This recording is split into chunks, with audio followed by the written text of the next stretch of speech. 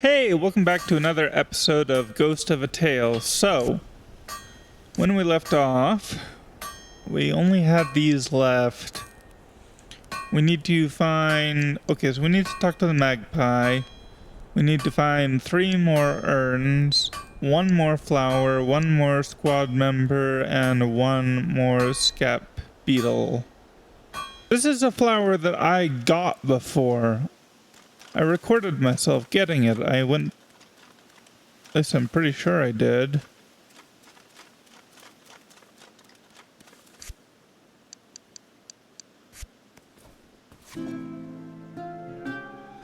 But, yeah. Which means... Mara's book. We need to read this. You stood before the Baron, your wife, Mara, at your side. He bid you play the poisoned cup, and you knew then this was not for his amusement, but a test. And so play you did, but from Mara there was only silence, and a look of such defiance. He moved to strike her, the Baron, and you cried out and went to her, and then darkness. How many days have passed since then? In your heart, you know she is still alive, and that you'll one day find her.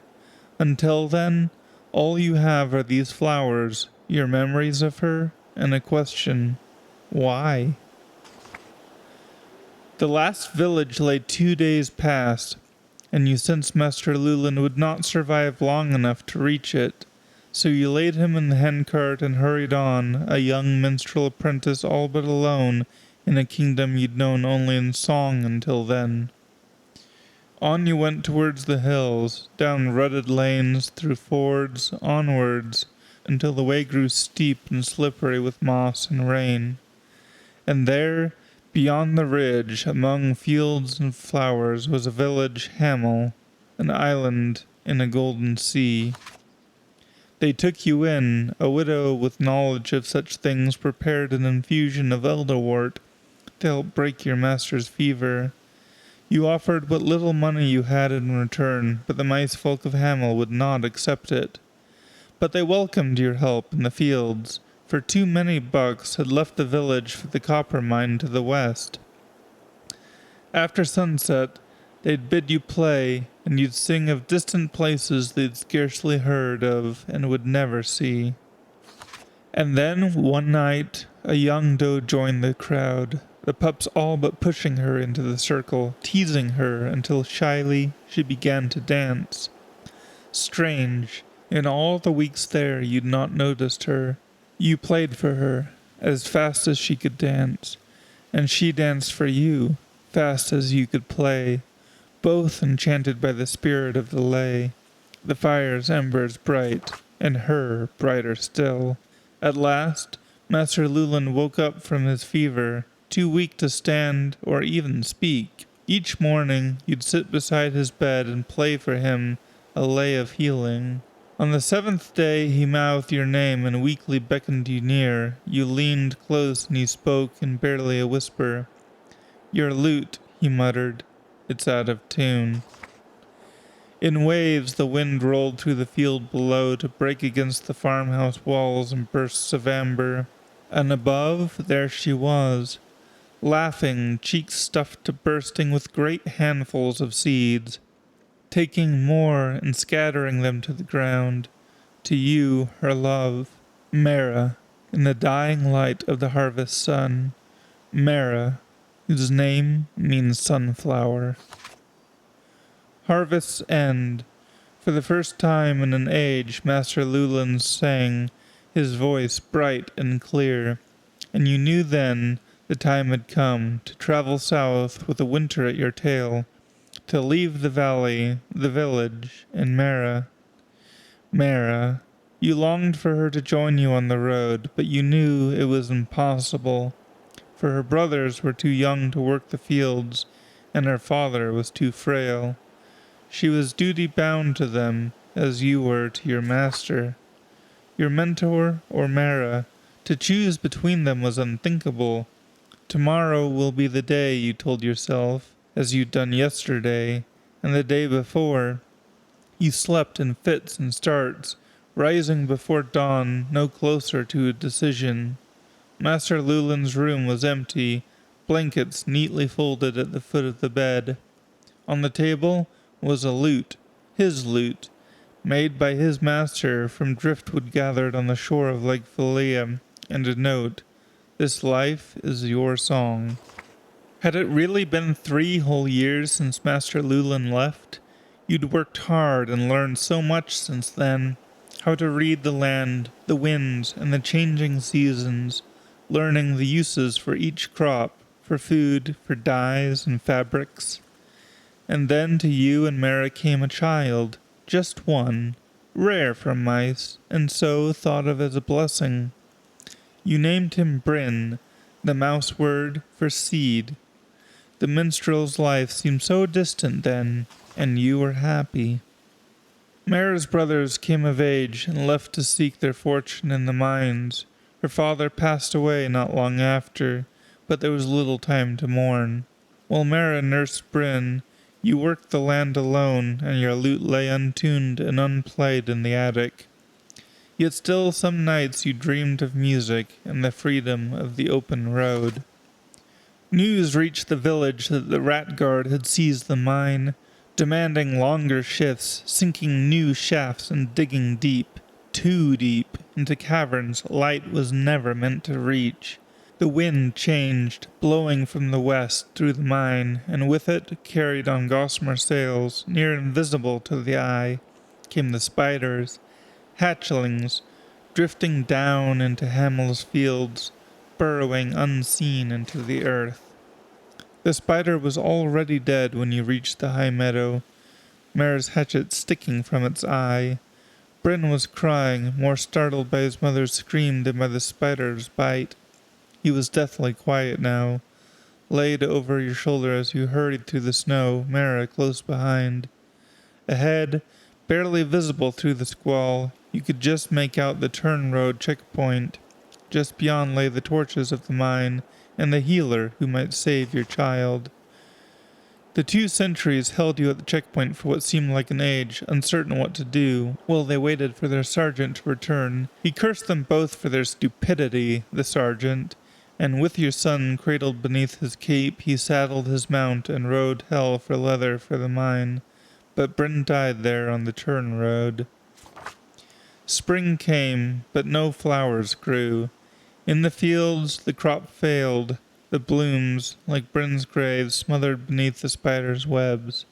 Mara watched quietly from the ridge, a thin straggle of handcarts and wagons heading out, away from Hamel, the fields aflame, the village an island in a golden sea.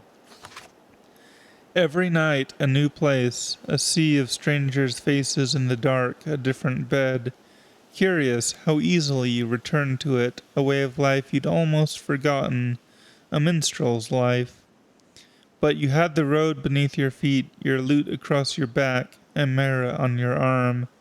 Home is not a place, you thought. Home is by her side. Tilo and Mara, the minstrel and the dancer. On stage, you were in harmony, close as ever. In truth, Mara grew ever more distant and withdrawn. She would disappear for hours at a time and come home after dark. Just walking, she said, alone with her thoughts and memories. Bryn was never spoken of. You woke to raised voices in the distance. There, standing over you, lit by a waning moon, was Mara. "We must go, now," she whispered. You nodded and got dressed. Though you did not quite understand, you left the handcart hidden and followed Mara deeper into the woods. You never asked her to explain, afraid of what the answer might be.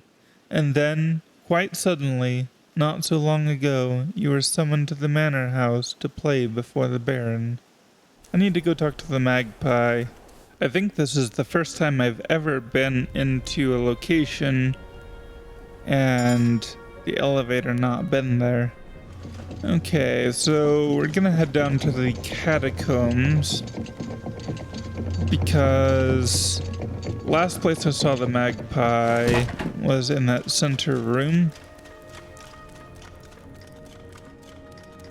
And the place before that, which was the first time, was down by that pressure plate. So I feel like the magpie is most likely there.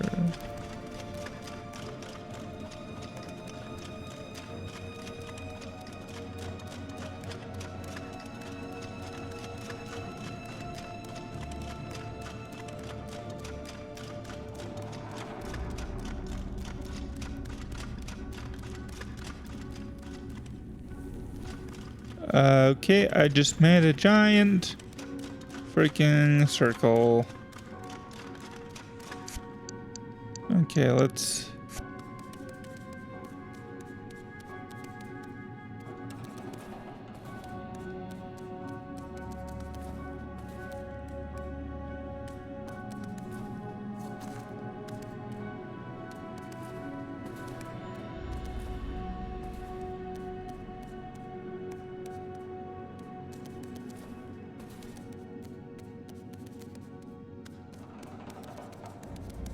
Actually, I just realized I haven't saved since I got that last flower. Huh. Oh yeah. Right.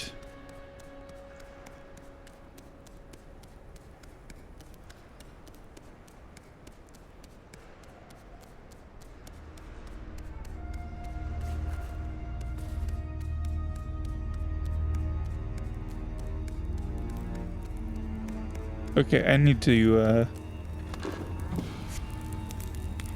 save.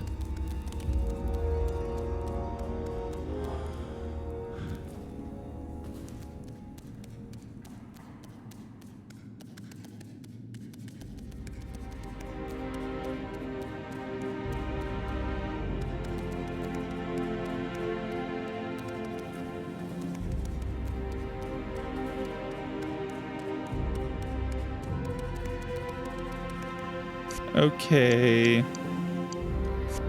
King's uniform. Where? Do I have to go down there? Nope, that's death. Where is it? I thought it would be in here. I thought it would be in this room here. But it's not. And I thought, okay, well, maybe I died last time because I just wasn't ready to go down there yet. But I can't go down there either because that's instant death. Oh, there's a ladder. Oh, there's a magpie.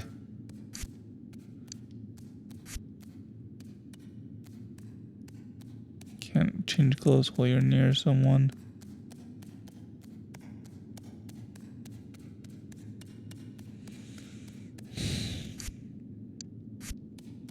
Hail the noble king of old. Okay.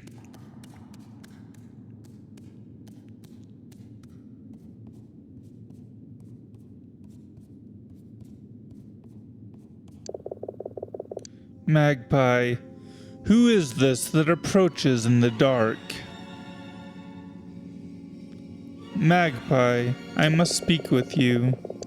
By what authority do you claim such a privilege? By the right of a king. A king? Your Majesty, this is an honor. I am Ravik, descendant of Miglar and daughter of Elgim. In Magpie of mythology, Miglar is the great winged creator. It is said that she conjured into existence the heavens and the skies and all creatures who dwell there, simply by speaking their names. Miglar needed only say the word, and her word became the truth. It's unsurprising then that magpies so greatly value the spoken word, or that they hold lies in such contempt. Well, I'm lying all over the place, lying through my teeth right here. I am Ravik, descendant of Maglar and daughter of Elgim.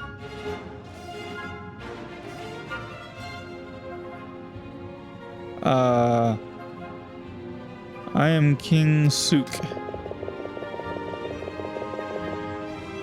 King Suk the Elusive, whose name is known by all, but whose face is difficult to place. King Suk the Enigmatic, about whom only King Suk the Enigmatic, about whom only vagaries are known. King Suk the Indefinable, whose magnificence is impossible to put into words. Then you've heard of me. Can there be any creature that hasn't? It is an honor to be in your presence, and I would sing of your magnificence. But first, would you kindly remove the shade from this dying light and illuminate the hall?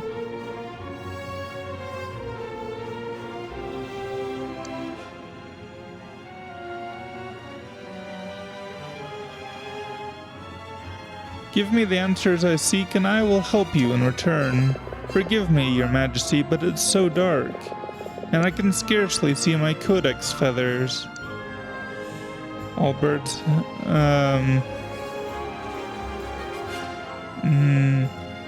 Magpies alone possess a set of codex feathers concealed beneath their wings. These feathers are preened in such a way as to function as a mnemonic system, enabling the retention or recall of great volumes of information.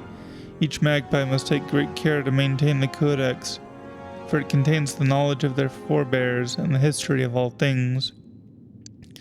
Okay.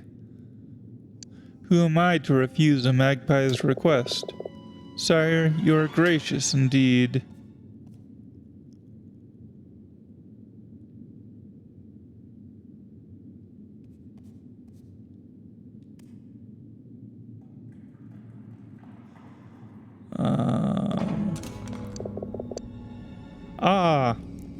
Oh, such splendor.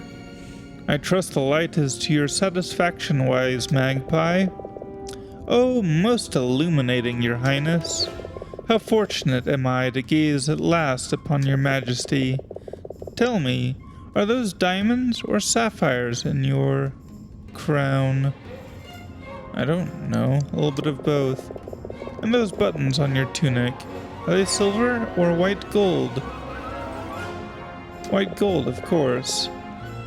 I could scarcely imagine such wonders. Strange, though. I'd heard your majesty lost his tail at the Battle of Lye Sands.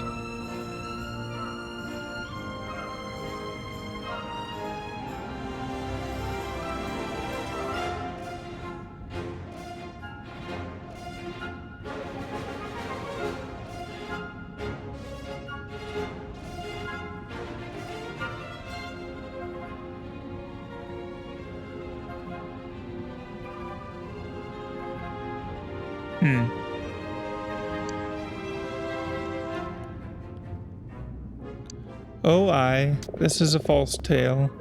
It certainly sounds like one. Now, Mouse, tell me your true name. I'd like to know who it is I'm eating. What? You dare challenge a king? And what king is that? The king of lies? The king of fools? Forgive me, I need your help. And so you thought it wise to try and deceive a magpie? You are either a fool or a thief. A little bit of...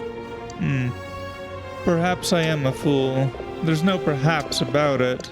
But you are no coward. I'm a minstrel. A minstrel? Why didn't you say so? A minstrel is far greater than any king.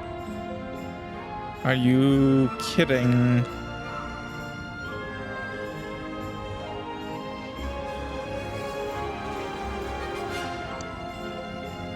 Let's see. Yeah, like seriously. Like seriously. Why did I go through all that effort then?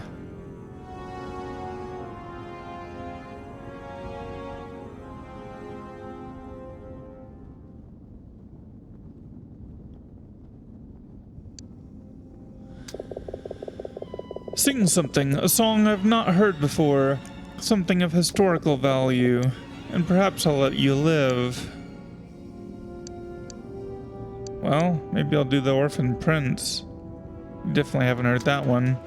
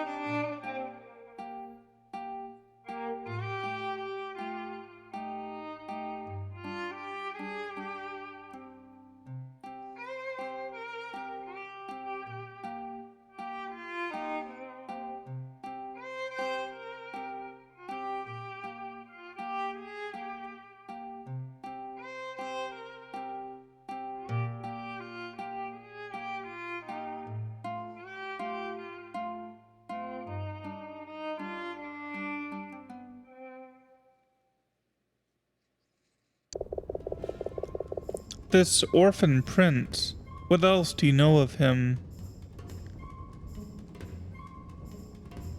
His name is Silas. Silas. Interesting.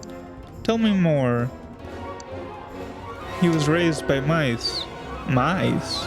Curious. Go on. He has a set of silver rings left by his father. The tail rings of the rat kings of old. Very well, minstrel. You may go. Wait, magpie, please. I came here for your help. I've given you your life, and you still ask for more? Great magpie, please. I came here to ask you a question. By my reckoning, my debt to you is paid. Did I not show you the respect you are due? Disguised as a king? You tried to deceive me. Did I not pay for my lie with the truth? You merely sang me a song, and I let you live, but perhaps there's a bargain to be made between us.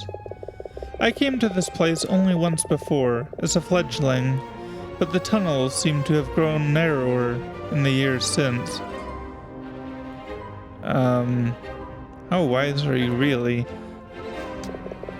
I wish to explore the lower hall, but this hole here has shrunk more than the rest.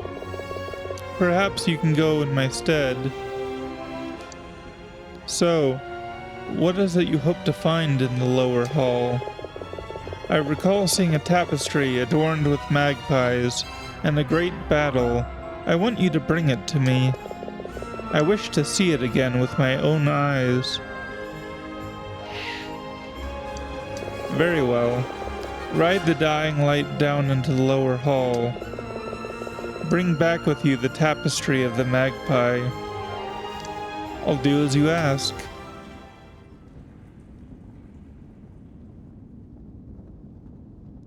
What am I supposed to... Wait, he wants me to jump into the fire? Well, maybe it's not hot fire. The eerie flame is quite cool to the touch.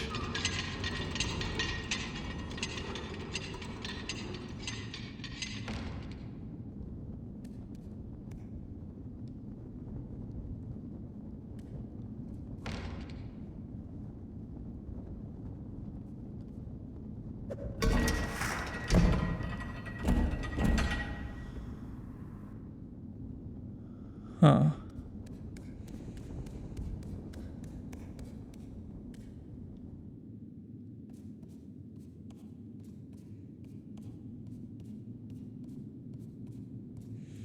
Yeah, going in disguise as a king was probably a bad idea, and I hear a spider, I think. Oh no, that's the magpie.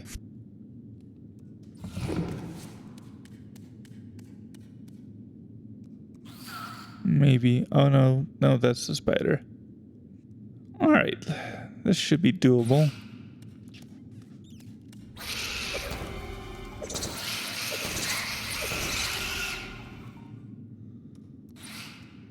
Well, that's one down.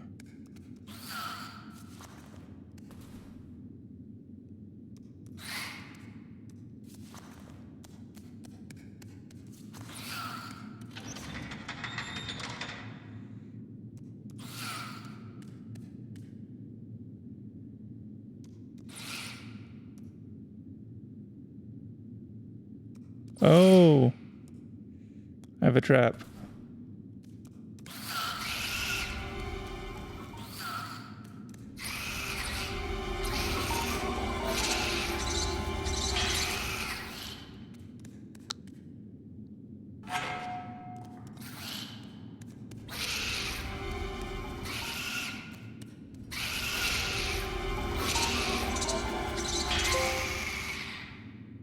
Arachnophobia.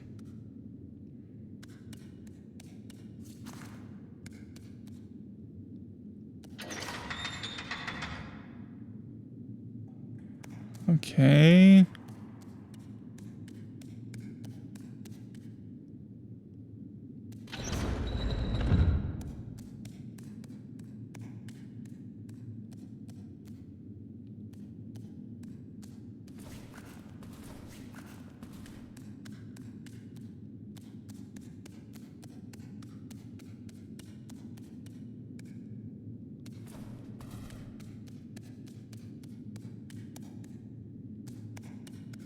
Okay.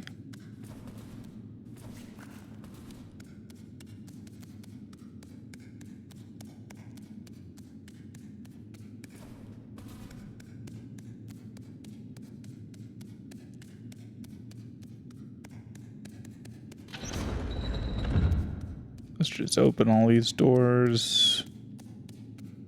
Remains. Thorns. Nice.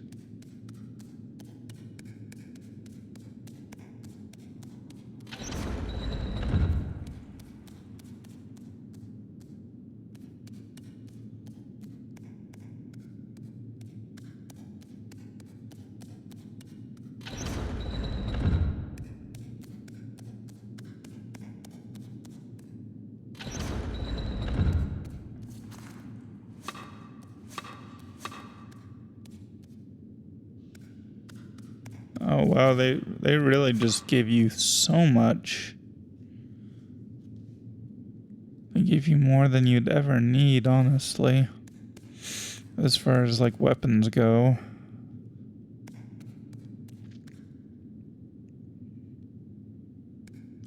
Okay. Guard's Obel. Oh. That was one of the lost squad members.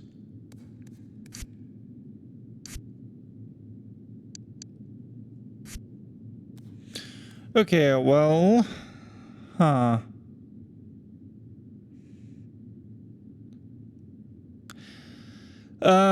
This is gonna have to do it for today, though, actually. Just because...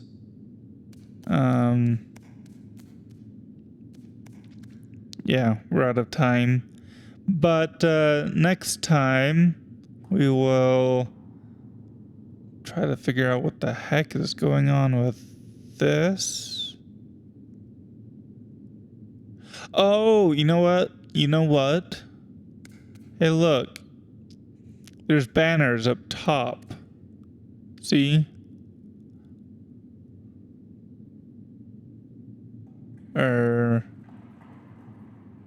No, there's just the one banner up top. No.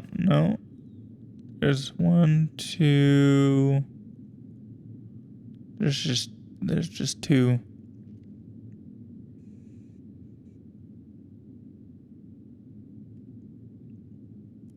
But yeah, I don't know. I guess we'll try to figure this out next time.